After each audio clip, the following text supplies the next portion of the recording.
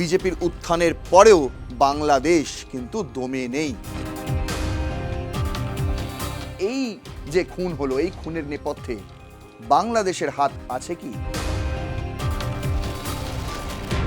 যে রাস্তা দিয়ে হামলাকারীরা পালিয়েছিল সেটি বাংলাদেশ সীমান্তের দিকে চলে গিয়েছে।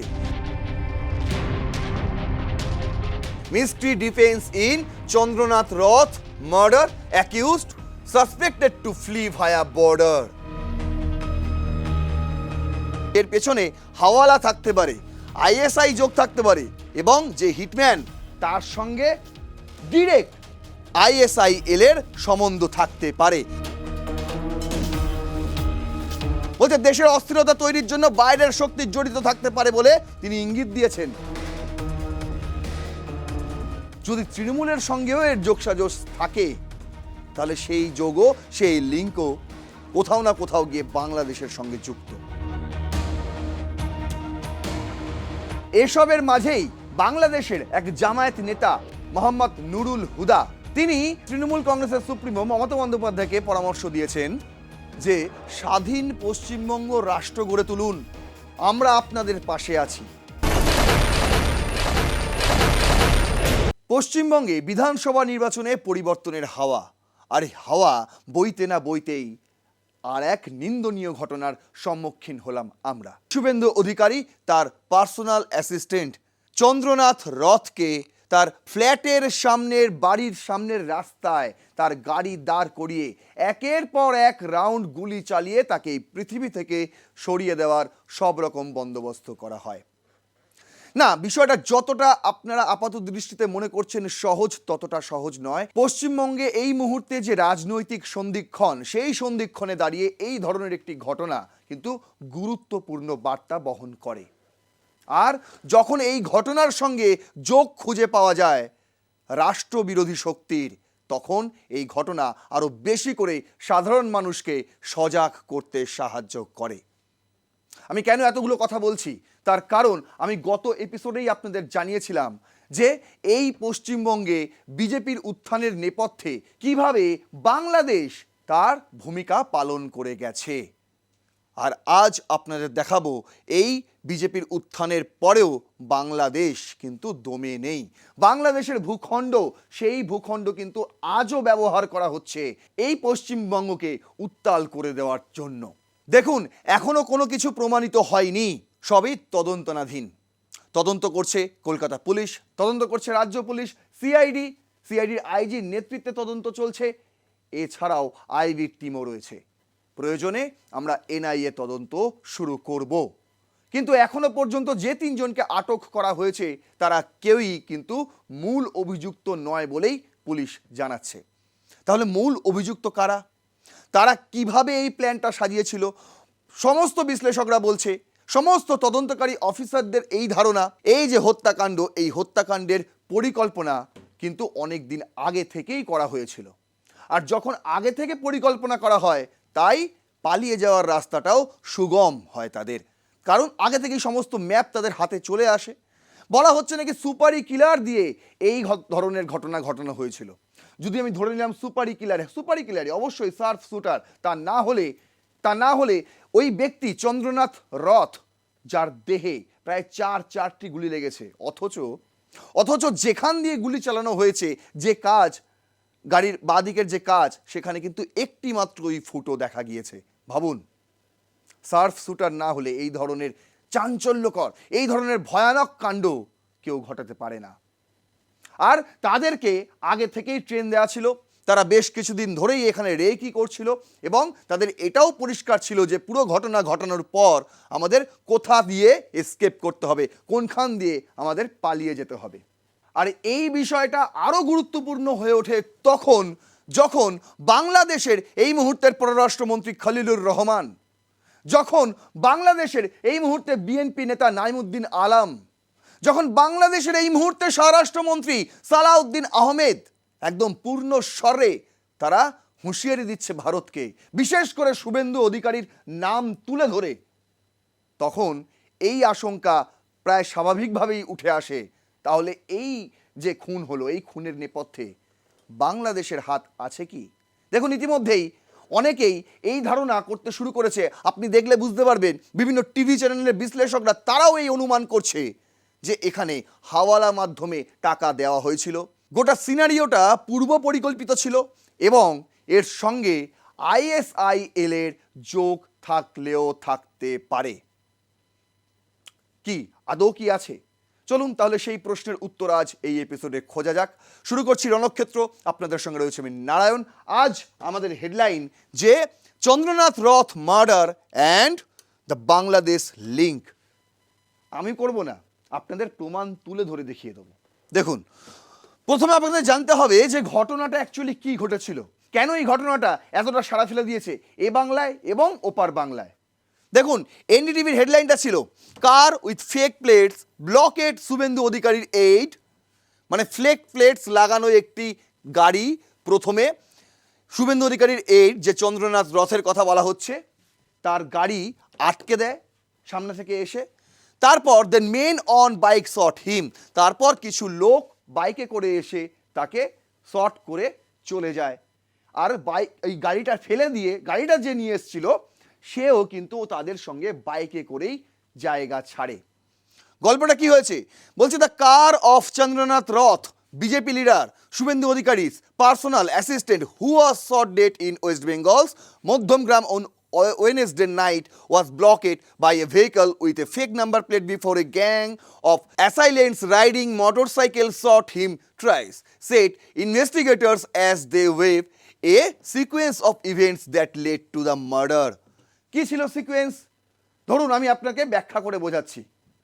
তখন তিনি বাড়ি ফিরছিলেন রাত প্রায় 10টা, 10:15।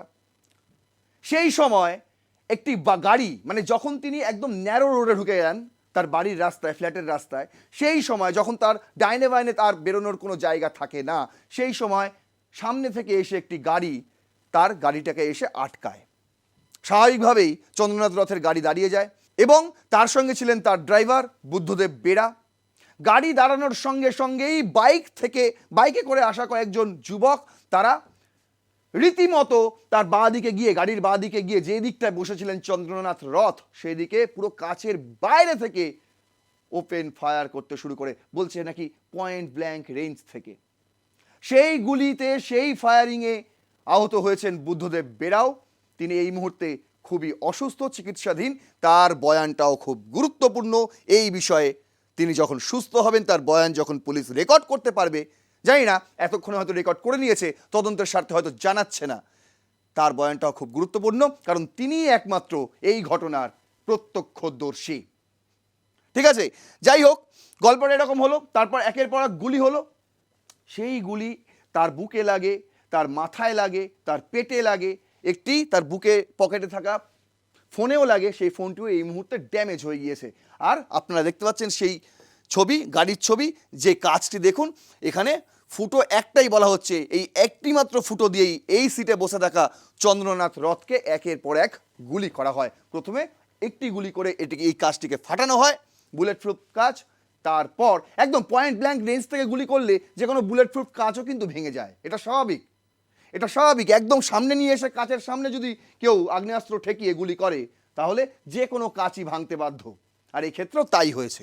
বলছে, just as Chandra's car crossed mine in suddenly stopped midway and a bike borne person came and started shooting on the left side of the car.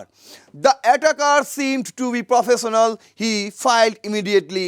The shots were fired at point blank range.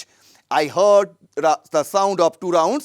This incident occurred between 10:30 p.m. to 11 p.m. the witness told NDTV. যে প্রত্যক্ষদর্শী, এরকম অনেকেই প্রত্যক্ষদর্শী সেই ঘটনার সম্মুখীন ছিলেন। ওই ঘটনা ঘটার সময় স্থানীয় বাসিন্দারা অনেকেই রাস্তায় ছিলেন। তাদের মধ্যেই একজন প্রত্যক্ষদর্শী এনডিটিভিকে জানাচ্ছেন, সবে মাত্র আমি এসে দাঁড়িয়েছি, আর সেই সময় চন্দ্রনাথের গাড়ি এসে ঠিক দাঁড়ালো আমার কিছুটা আগিয়ে। কেন দাঁড়ালো আমি জানি না, কিন্তু তারপরেই দেখলাম যে বাইক থেকে কয়েকজন এসে এই কাণ্ড ঘটিয়ে তারা দ্রুত বাইক নিয়ে জায়গা ছেড়ে পালিয়ে গেল। এবার বলছে, per of initial investigation the attackers used 4 motorcycle and a car to carry out the killing around 170 meters from the victim's house. যে জায়গায় মধ্যমগ্রামের দোলতলায় যে জায়গায় এই কাণ্ডটি ঘটেছে সেই জায়গাটি ওই ফ্ল্যাট থেকে, চন্দ্রনাথ রথের ফ্ল্যাট থেকে মাত্র 170 মিটার দূরত্বে ছিল, মাত্র 170 মিটার দূরত্বে। ভাবুন, হয়তো আর দুবার চাকা ঘুরলেই সে ফ্ল্যাটে পৌঁছে যেত। ঠিক সেই জায়গায় এই ধরনের ঘটনা, বুঝতে পারছেন? তার মানে কত দিনের রেকি। এবার দেখুন, বলছে suspicious vehicle that অ্যালেজলি blocked the way of রথ কার্স হ্যাভ বিন সিজড। যে গাড়িটি প্রথমে তাকে আটক করা হচ্ছে, মানে আটকে দিয়েছিল তার গাড়িটা, সেই গাড়িটাকে ইতিমধ্যেই সিজ করা হয়েছে। However the number plate attach to it was found to be fake. যে নাম্বার প্লেট পাওয়া গেছে সেটা ভুয়ো। Said Siddhanath Gupta, Bengal's director general of police, Bengal পুলিশের ডিরেক্টর ডিজি, তিনি এই বক্তব্য মিডিয়াকে জানিয়েছেন। অন্যদিকে the motorcycle were reportedly without number plates, the car's chassis number is suspected of being tampered with. দেখুন, তারা 4টি বাইক নিয়ে এসেছিল, সঙ্গে একটি কার। গাড়িটি ওখানেই তারা রেখে যায় এবং 4টি বাইকও তারা কিছুটা দূরত্ব যেতে যেতে এক একটি বাইক তারা ছেড়ে যায়, তার কারণ যাতে কোনো চিহ্ন পাওয়া না যায়। এরকমই কয়েকটি বাইক, যে বাইকগুলো ইউজ হয়েছিল, আততায়ীরা এসেছিল যে বাইকে চেপে, সেই কয়েকটি বাইক ইতিমধ্যেই বাজেয়াপ্ত হয়েছে, সিজ করা হয়েছে। দেখা গেছে তাদেরও নয়, কোনোটাতে নাম্বার প্লেট নেই, আর যেটাতে আছে ধরুন সেটাও ফলস, ভুয়ো। বুঝতে পারছেন? তার মানে পরিকল্পনাটা ঠিক কত দিনের ছিল। দেখুন, চন্দ্রনাথ রথ, তাকে পৃথিবী থেকে সরিয়ে দিয়ে কার কী লাভ রয়েছে? কেনই বা তাকে, মানে মাত্র 42 কি 41 বছর বয়স বলা হচ্ছে। এই বয়সে একজন মানুষ যে শুধুমাত্র একটি পলিটিক্যাল লিডারের পিএ ছিলেন, তার নিজের কোনো রাজনৈতিক পরিচয় ছিল না, থাকলেও তিনি কখনো প্রকাশ্যে এসে বলেননি, এমন একজন ব্যক্তিকে যদি পৃথিবী থেকে সরিয়ে দেওয়া হয় তাহলে লাভটা ঠিক কার? দেখুন, এই প্রশ্নের উত্তর আপনাকে জানতে হলে আপনাকে জানতে হবে অ্যাকচুয়ালি চন্দ্রনাথ রথ, তার পরিচয়টা আসলে কি। দেখুন, এই হচ্ছেন সেই ব্যক্তি যিনি এই মুহূর্তে আর পৃথিবীতে নেই। এই হচ্ছে সেই গাড়ি, যেই গাড়িতে হামলা হয়েছিল, যেই সিটে বসেছিলেন চন্দ্রনাথ রথ। আর এই হচ্ছেন সেই নেতা শুভেন্দু অধিকারী, যার পিএ ছিলেন চন্দ্রনাথ রথ। এবার আপনাকে বোঝাচ্ছি, দ্য টাইমস অফ ইন্ডিয়া করেছে, বলছে blood on Bengal's political fault lines, Chandranath Rath killing spark face row. কে ছিলেন? প্রথমে হচ্ছে former air force officer turn BJP aide shot dead near Kolkata airport.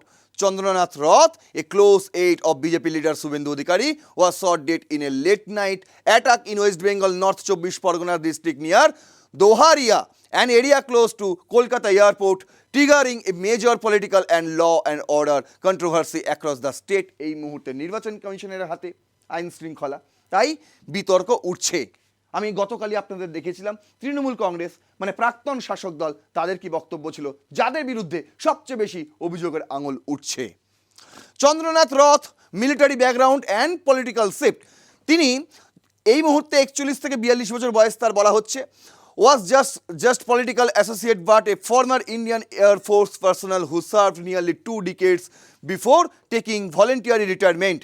তিনি 2 দশক কাজ করেছে বলা হচ্ছে, 2 দশক, প্রায় 20 বছর তিনি সার্ভিস করেছে, 18 থেকে 20 বছর তিনি এয়ার ফোর্সে কাজ করতেন, ভারতীয় বায়ুসেনার কর্মী ছিলেন একজন। তারপর later moving briefly into the corporate sector before entering political coordination under Suvendu Adhikari. তারপর তিনি এই শুভেন্দু অধিকারীর যে পিএ হন, তার আগে পর্যন্ত তিনি ভলেন্টিয়ারি রিটায়ারিং নিয়ে আইএফ থেকে একটি কর্পোরেটে চাকরি শুরু করেছিলেন। পরবর্তী ক্ষেত্রে তিনি শুভেন্দু অধিকারীর আত্মসহায়ক পদে নিযুক্ত হন। পূর্ব Medinipur roots and family political linkage, বলছে অরিজিনালি ফ্রম চণ্ডীপুর ইন পূর্ব মেদিনীপুর, পূর্ব মেদিনীপুরের চণ্ডীপুর থেকেই তার জীবনের শুরু, সেখানেই তার জন্ম। Chandranath Roth came from a family with deep local political connections, and sources say his family, like Odhikaris, was earlier associated with the TMC during its early expansion phase before switching allegiance to the BJP around 2020. দেখুন, যে সময়ে শুভেন্দু অধিকারী প্রাক্তন শাসক দল তৃণমূল কংগ্রেসের নেতা ছিলেন, সেই সময় থেকেই কিন্তু চন্দ্রনাথ রথ এই শুভেন্দু অধিকারীর আত্মসহায়ক পদে নিযুক্ত ছিলেন। যখন একটা পলিটিক্যাল হাওয়া বদল হয় পশ্চিমবঙ্গে ঠিক 2019-এর পর, কারণ সেই লোকসভা নির্বাচনে বিজেপি এইখানে পশ্চিমবঙ্গে তৃণমূল কংগ্রেসের থেকে অনেক বেশি সিট পেয়েছিল। সেই সময়ে 2020 সালে চন্দ্রনাথ রথের ফ্যামিলি এবং তাদের ব্যাকগ্রাউন্ড যেটা বলা হচ্ছে, তারাও মতাদর্শভাবে তৃণমূল কংগ্রেসের থেকে শিফট করেছিলেন। দেখুন তারপর বলছে he was closely linked to Suvendu Adhikari political journey and gradually became a trusted backroom operator handling administration duties, organisations coordinations, logistic and communication with party workers and legislator, often staying away from public visibility. দেখুন এই যে বললাম না কেন তাকে target করা হয়েছিল, কেন, হোয়াই চন্দ্রনাথ রথ, তার কারণ, তার প্রশ্নের উত্তর লুকিয়ে রয়েছে এই প্যারাগ্রাফটায়। তিনি শুভেন্দু অধিকারীর শুধু পিএই ছিলেন না, তিনি শুভেন্দু অধিকারীর প্রায় ছায়া সঙ্গী ছিলেন। তার কারণ দেখুন, কারণ শুভেন্দু অধিকারী তাকে সবচেয়ে বেশি বিশ্বাস করতেন। ব্যাকরুম অপারেটর, শুভেন্দু অধিকারীর অবর্তমানে তার হয়ে কিন্তু ইনিই কাজ করতেন। আচ্ছা, অন্যদিকে দেখুন হ্যান্ডলিং অ্যাডমিনিস্ট্রেশন ডিউটিস, যত রকম প্রশাসনিক কাজকর্মে শুভেন্দু অধিকারী তার অবর্তমানে এনাকেই বিশ্বাস করতেন। আচ্ছা, তারপর অর্গানাইজেশন কোঅর্ডিনেশন, সংগঠনে, বুঝতে পারছেন, অন্যদিকে প্রশাসনিকভাবেও তাকে বিশ্বাস করতেন এবং সংগঠন জোরদারেও, যেখানে শুভেন্দু অধিকারী সব চোখ নাক বুঝে চন্দ্রনাথ রথকে বিশ্বাস করতেন এবং তার দায়িত্ব প্রচুর পরিমাণে ছিল। লজিস্টিক, কোথায় কি দরকার, কোন কর্মীদের কি সাহায্য প্রয়োজন, এই জিনিসগুলো তিনি লক্ষ্য রাখতেন। এবং কমিউনিকেশন, কার সঙ্গে কার কখন কি যোগাযোগ হবে সেই সমস্ত রেকর্ড তার কাছেই ছিল। তিনি শুভেন্দু অধিকারীর অবর্তমানে তার ফোনও রিসিভ করতেন। আচ্ছা, তারপর উইথ পার্টি ওয়ার্কার্স লেজিসলেটর, যে বিধানসভায় বিশেষ করে নন্দীগ্রাম এবং ভবানীপুর এই দুটো বিধানসভায় শুভেন্দু অধিকারী লড়েছিলেন এবার 2026 বিধানসভা নির্বাচন, দুটি বিধানসভাতেই সক্রিয় ভূমিকা পালন করেছিলেন চন্দ্রনাথ রথ। কিন্তু তিনি কখনো প্রকাশ্যে কোনো টিভি চ্যানেলের বুমের সামনে দাঁড়িয়ে বিজেপির হয়ে প্রচার করেননি, তাই তাকে অরাজনৈতিক ব্যক্তি বলতে হয়। হ্যাঁ, তিনি তার চাকরির খাতিরে, সবারই তো একটা পেশা থাকে না, তার এটা পেশা ছিল বিয়ে হওয়া, যে তার বদলে তিনি টাকা পেতেন, এর সঙ্গে তার ব্যক্তিগত মতাদর্শের মিল থাকতেও পারে নাও থাকতে পারে, সেসব বিষয়ে আমাদের মতন সাধারণ মানুষের মাথা ঘামানোর কোনো দরকার নেই বলেই আমি মনে করি। এবার আপনারা আসুন, দেখুন বলছে যে খুনটা যখন হয় তার পরে পরে আততায়ীরা বাইক নিয়ে চম্পট দেয়। ঠিক কোন পথে চম্পট দেয় একটু সেদিকটা খতিয়ে দেখি। আস্তাক বাংলা করেছে, তাদেরকেও এক প্রত্যক্ষদর্শী বলেছে যে চন্দ্রনাথ রথের গুলি লাগার পর তাকে উদ্ধার করেছিলেন স্থানীয় বাসিন্দারা। তাদের মধ্যে একজন আস্তাককে বিস্তারিতভাবে জানান কিভাবে হামলাকারীদের গাড়িটি চন্দ্রনাথের গাড়ি থামিয়েছিল। যে রাস্তা দিয়ে হামলাকারীরা পালিয়েছিল সেটি বাংলাদেশ সীমান্তের দিকে চলে গিয়েছে। পাশাপাশি তিনি আরও জানান এই রাস্তা দিয়ে বাংলাদেশ সীমান্ত অবধি যেতে মাত্র 2 ঘন্টা সময় লাগে, অর্থাৎ দুষ্কৃতীরা বাংলাদেশ পেরিয়ে সে দেশে আশ্রয় নিতে পারে বলে তাদের আশঙ্কা। দেখুন এটা একটি বাংলা সংবাদ মাধ্যম। এবার একটা আপনাদের দেখাচ্ছি ওড়িয়া সংবাদ মাধ্যম, ওড়িয়া টিভি নিউজ। তারা করছে mystery defence in Chandranath Rath murder, accused suspected to flee via border. দেখুন যেখানে ঘটনা ঘটেছে এই হচ্ছে সেই দোলতলা, মধ্যমগ্রামের দোলতলা রোড, যেখানে আপনাকে আমি পয়েন্ট আউট করে দেখাচ্ছি। আর এইখান থেকে বাংলাদেশ সীমান্ত ভালো করে দেখুন, এই হচ্ছে বাংলাদেশ সীমান্ত। কতটা কতটা 100 কিলোমিটারও নয়, বলা হচ্ছে 100 কিমিও নয়, এটা তার থেকেও কম, লেস দ্যান 100 কিমি, লেস দ্যান 100 কিমি, তার থেকেও কম। আর এই জায়গাটা মেকআপ করতে 2 ঘন্টাও সময় লাগে না। দেখুন পুরোটাই কিন্তু মানুষ বলছে, তদন্ত এখনো চলছে। কারা কারা তদন্ত করছে আমি শুরুতেই আপনাদের বললাম, তদন্ত সব উঠে আসবে। বিএসএফও সক্রিয় হয়েছে তারপর থেকে, এই ঘটনার পর থেকে বিএসএফও সক্রিয় হয়েছে। কিন্তু আপনাকে মনে রাখতে হবে যে ভারত বাংলাদেশ এই যে সীমান্ত পথ, এখানেও কিন্তু সব জায়গায় কাঁটাতার নেই, আর সব জায়গায় বিএসএফের পোস্টিংও নেই। তাই মানে যে কোনো মুহূর্তে যে কোনো জায়গা দিয়ে কিন্তু বাংলাদেশে পালানো সম্ভব, এর মধ্যে কোনো দ্বিমত থাকতে পারে না। এবার আপনাদের দেখাই মহেশ জেঠমালানি, তিনি একজন বিশেষজ্ঞ আইনজীবী। তিনি এই ঘটনাকে নিয়ে কিছু মত প্রকাশ করেছেন, যা ইতিমধ্যেই ভারতীয় সংবাদ মাধ্যমের বিভিন্ন সংবাদ মাধ্যমে প্রচারিত হচ্ছে। তিনি এএনআইকেও তার আশঙ্কা প্রকাশ করেছেন, পিটিআইকেও তার আশঙ্কা প্রকাশ করেছেন। এছাড়াও তিনি সিএনবিসি থেকে শুরু করে নিউজ 18 থেকে শুরু করে এবিপি থেকে শুরু করে প্রায় সমস্ত মিডিয়াগুলিকে তার নিজের আশঙ্কার কথা জানিয়েছে। সেই আশঙ্কাটাই আপনাদের সামনে আমি তুলে ধরছি। আমি নিয়েছি নিউজ 18 থেকে, যেখানে তারা বলছে যে why Mahesh Jethmalani wants NIA. আমি বললাম না শুরুতেই যে এবার আমরা এনআইএ তদন্ত করব, তার কারণ ইতিমধ্যে সেই ডিমান্ড উঠতে শুরু করেছে। মহেশ জেঠমালানির মতন একজন বিশেষজ্ঞ আইনজীবী তিনি কিন্তু এই এনআইএ দাবি তুলছে। কেন তুলছে? তার কারণ তিনি বলছে এর পেছনে হাওয়ালা থাকতে পারে, আইএসআই যোগ থাকতে পারে, এবং যে হিটম্যান তার সঙ্গে ডিরেক্ট আইএসআইএল এর সম্বন্ধ থাকতে পারে। আইএসআইএল এর যোগের আশঙ্কা কেন করা হচ্ছে? তার কারণ প্রাক্তন রাজ্যসভার সাংসদ ও সিনিয়র আইনজীবী মহেশ জেঠমালানি তিনি দাবি করেছেন হত্যাকাণ্ডের পেছনে আইএসআইএল যোগ থাকতে পারে। আইএসআইএল মানে কি? Islamic State of Iraq and the Levant. আচ্ছা, বলছে তার বক্তব্য অনুযায়ী এটি শুধুমাত্র স্থানীয় রাজনৈতিক খুন নাও হতে পারে, যেটা শুরু থেকে প্রচার করা হচ্ছে। বিজেপি আঙুল তুলছে তৃণমূলের বিরুদ্ধে, তৃণমূল বলছে আমরা নিরপেক্ষ তদন্তের দাবি করছি। মানে বুঝতে পারছেন? আমি আপনাদের একটা সাধারণ প্রশ্ন করছি, সাধারণ প্রশ্ন, যেভাবে মানুষ বিজেপিকে পশ্চিমবঙ্গে ভোট দিয়েছে, বুঝতে পারছেন, সাধারণ মানুষের উচ্ছ্বাস ফেটে পড়ছে বিজেপি জেতার পর থেকে। মানে বুঝতে পারছেন, যারা এতদিন তৃণমূল কংগ্রেসের মনে করা হতো তারা কোর সমর্থক, আজ তারাই কিন্তু গেরুয়া আবির মেখে বিজেপিকে সমর্থন যেভাবে করছে, এই অবস্থায় দাঁড়িয়ে আমি বলবো কোনো বেকার যুবকও যে খেতে পায় না, তাকেও যদি বরাত দেওয়া হয় তৃণমূল কংগ্রেস থেকে যদি এই ধরনের কোনো ঘটনা ঘটানোর জন্য, আমি মনে করি তিনিও রিফিউজ করবেন। তার কারণ সবার আগে তো মানুষের উচ্ছ্বাস, ভাই, আগে তো মানুষ যে দলের পাশে রয়েছে, আমি তার বাইরে গিয়ে কয়েকটা পয়সা, হ্যাঁ আপনি বলতে পারেন টাকার জন্য মানুষ সব কিছু করতে পারে। দেখুন, আমি আরও একটা যুক্তি দিচ্ছি। ধরুন তৃণমূল কংগ্রেস কাউকে ভাড়া করেছে, একটা ভাড়াটি খুনি তাকে ভাড়া করা হয়েছে, তাকে বলা হয়েছে তোমাকে এত কোটি টাকা দেওয়া হবে, তুমি এই ধরনের একটা ঘটনা ঘটিয়ে দাও। আমি হচ্ছি সেই ব্যক্তি, ধরে নিন আমি সেই ব্যক্তি, আমি কি করব?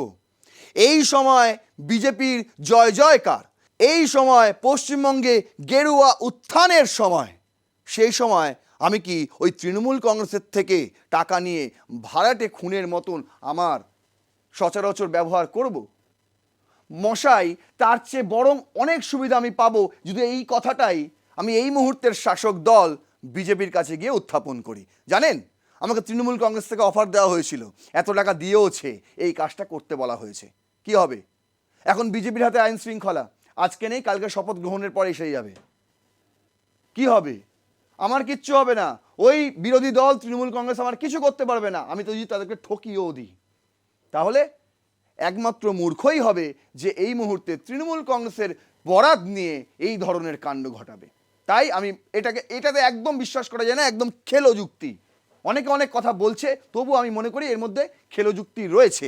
তার কারণ যখন মহেশ জেঠমালানির মতন একজন বিশেষজ্ঞ আইনজীবী তিনি আশঙ্কা প্রকাশ করেন এর সঙ্গে Islamic State of Iraq and লিভেন্টের যোগসাযোগ থাকলেও থাকতে পারে, তখন মনে হয় যে হ্যাঁ, এই যে আশঙ্কা, তার আশঙ্কার মধ্যে কিছু হলেও সত্যি থাকতে পারে। বলতে দেশের অস্থিরতা তৈরির জন্য বাইরের শক্তি জড়িত থাকতে পারে বলে তিনি ইঙ্গিত দিয়েছেন। দেখুন কত সহজ বিষয়, আমি একটা ছোট্ট উদাহরণ দিচ্ছি। পাকিস্তানের কি দরকার, পাকিস্তানের কি আশা? যে ভারতকে যে কোনো প্রকারে উত্তাল করে দাও, উত্তেজনা ছড়িয়ে দাও, সেখানে বিচ্ছিন্নতাবাদীদের মদত দাও, ফান্ড করো। আর পাকিস্তান কিভাবে ফান্ড করবে? দেখুন এই মুহূর্তে পশ্চিমবাংলার সবচেয়ে সীমান্তবর্তী দেশ কোনটা? বাংলাদেশ। আর সেই বাংলাদেশ থেকে এই যদি কোনোভাবে প্ররোচনা এই পশ্চিমবাংলায় ঢুকিয়ে দেওয়া যায়, তাহলে খেল খতম। মানে বুঝতে পারছেন, সাপও মরলো, লাঠিও ভাঙলো না, বরং নিজেদের মধ্যেই তোমরা ঝামেলা করো। বোঝাতে পারলাম না? দেখুন এই সময় যদি পাকিস্তান মারফত কিংবা এই আইএসআইএল মারফত কোনো এই ধরনের ঘটনা ঘটে থাকে, তাহলে লাভটা কার? লাভ বাংলাদেশের।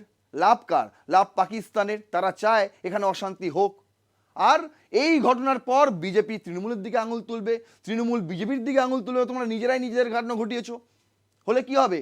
একটা অদ্ভুত পরিস্থিতির সৃষ্টি হবে এবং এই পরিস্থিতির জন্যই ওয়েট করে রয়েছে পাকিস্তান, বাংলাদেশের মতন দেশগুলি। যারা এখনও বুঝতে পারছেন না তাদেরকে আমি আরও বিস্তারিত বোঝাচ্ছি। বলছে হাওয়ালা চ্যানেলের মাধ্যমে অর্থ যোগানের অভিযোগ, জেঠমালানির দাবি এই অপারেশনের জন্য হাওয়ালা চ্যানেলের মাধ্যমে টাকা সরানো হয়ে থাকতে পারে। হামলায় ব্যবহৃত অস্ত্র ও অপারেশনের খরচ অত্যন্ত বেশি, এর ফলে পেছনে শক্তিশালী আর্থিক নেটওয়ার্ক কাজ করেছে বলে সন্দেহ তিনি প্রকাশ করেন। দেখুন, এই মুহূর্তে তৃণমূল কংগ্রেসের যা অবস্থা, তারা সরকারতেও নেই, আর তাদের টাকা সমস্তই প্রায় ইডি সিবিআই বাজেয়াপ্ত করে নিয়েছে। আমি জানি না, যা টাকা ছিল সেই টাকা দিয়ে তারা এই ভোটের জন্য লড়েছে, অনেক টাকা খরচ করতে হয় প্রচারে বেরোলে। আর এই মুহূর্তে তাদের কাছে এত টাকা আছে কিনা আমি জানি না, যে টাকা দিয়ে তারা এই ধরনের একটা ব্লু প্রিন্ট রচনা করবেন। আমি প্রশ্ন ছুড়ে দিচ্ছি, আমি জানি না, কিন্তু যেই আশঙ্কা জেঠমালানি করেছে সেটা কিন্তু ছত্রে ছত্রে লুকিয়ে রয়েছে, ছত্রে ছত্রে লুকিয়ে রয়েছে সত্যির সম্ভাবনা। দেখুন কি বলছে, অত্যাধুনিক অস্ত্র ব্যবহারের অভিযোগ, হামলায় গ্লকের মতো অত্যাধুনিক পিস্তল ব্যবহারের সম্ভাবনার কথা উঠে এসেছে। এই অস্ত্রের বৈশিষ্ট্য সহজে লুকানো যায়, দ্রুত একাধিক গুলি চালানো যায়, অত্যন্ত নির্ভুল ও ব্যয়বহুল, ফলে হামলাটি অপরাধীদের কাজ নয় বলে সন্দেহ জোরদার হয়েছে। অপেশাদাররা এই কাজ করেনি, যারা করেছে তারা সার্ফ শুটার। দেখুন এবার বলছে সুপারি কিলার ব্যবহারের সন্দেহ, তদন্তকারীরা কন্ট্রাক্ট কিলার বা ভাড়াটে খুনের সম্ভাবনাও খতিয়ে দেখছেন। হামলাকারীরা পেশাদার অপরাধী হয়ে থাকতে পারে বলে ধারণা। অস্ত্র নির্বাচন ও হামলার ধরন দেখে সুসংগঠিত অপারেশনের ইঙ্গিত মিলছে। পশ্চিমবঙ্গে অস্থিতিশীল করার চক্রান্তের ইঙ্গিত, জেঠমালানির ইঙ্গিত বলছে পশ্চিমবঙ্গকে রাজনৈতিকভাবে অস্থির করার বৃহত্তর পরিকল্পনা থাকতে পারে। নির্বাচনের ফল ঘোষণার পরই এই হামলা হওয়া তাৎপর্যপূর্ণ। বিজেপির দাবি রাজ্যে তাদের বড় জয়ের পর উদ্দেশ্য প্রণোদিতভাবে অশান্তি তৈরির চেষ্টা চলছে। দেখুন, আমি যেটা বললাম সেটাই কিন্তু হবে। বিজেপি বলবে তৃণমূলের দিকে আঙুল তুলবে, তৃণমূল বিজেপির দিকে আঙুল তুলবে, আর এই করে কি হবে, একটা বৃহত্তর অশান্তির দিকে এগোবে পশ্চিমবঙ্গ। এই আশঙ্কা বেশিরভাগ রাজনৈতিক বিশ্লেষকরাই করছেন, আর এই তথ্যই উঠে এসেছে এই রিপোর্টেও। কি বলছে, অবৈধ অনুপ্রবেশ ইস্যুর সঙ্গে যোগের ইঙ্গিত। অবৈধ অনুপ্রবেশের বিরুদ্ধে কড়াকড়ি বাড়ার পর কিছু চক্র সক্রিয় হয়ে উঠেছে। এই প্রেক্ষাপটে বাইরের হাত কাজ করে থাকতে পারে, যদিও তদন্তকারী সংস্থা এখনো আনুষ্ঠানিকভাবে এসব দাবি নিশ্চিত করেনি। দেখুন, এসবের মাঝেই বাংলাদেশের এক জামায়াত নেতা মোহাম্মদ নুরুল হুদা, তিনি আবার ওই বাংলাদেশে জুলাই যোদ্ধা নামে কিসব একটা সংগঠনও চালান। তিনি মমতা বন্দ্যোপাধ্যায়কে, মানে তৃণমূল কংগ্রেসের সুপ্রিমো মমতা বন্দ্যোপাধ্যায়কে পরামর্শ দিয়েছেন যে স্বাধীন পশ্চিমবঙ্গ রাষ্ট্র গড়ে তুলুন, আমরা আপনাদের পাশে আছি। আমি এতক্ষণ ধরে আপনাদের কি বললাম, যে তৃণমূলের যোগ নাও থাকতে পারে, এর বহিঃশক্তির যোগ থাকতেও পারে, কিন্তু এই কথা, এই বক্তব্য কোথা হলে গিয়ে এটাও প্রমাণ করে দেয় যদি তৃণমূলের সঙ্গেও এর যোগসাজশ থাকে, তাহলে সেই যোগও, সেই লিঙ্কও কোথাও না কোথাও গিয়ে বাংলাদেশের সঙ্গে যুক্ত। আমি ভুলও হতে পারি, যদি ভুল হতে পারি তাহলে অবশ্যই আপনার যুক্তি দিয়ে কমেন্ট বক্সে লিখুন। আর যদি মনে হয় এই তথ্য যা আপনাদের সামনে তুলে ধরলাম তার মধ্যে একটু হলেও বাস্তবতা রয়েছে, আস্তে আস্তে তদন্ত এগোচ্ছে এবং তদন্তের সমস্তটাই বেরিয়ে আসবে, যদি একমত হন তাহলেও লিখুন। ভিডিওটি শেয়ার করুন, আরও 5 জনকে দেখার সুযোগ করে দিন, তাদেরকেও নিজের মতন ভাবার সুযোগ করে দিন। আর লাইক করুন ভিডিওটি, সাবস্ক্রাইব করুন আর প্লাস নিউজ 24x7 দেখতে থাকুন রণক্ষেত্র। জয় হিন্দ, বন্দে মাতরম।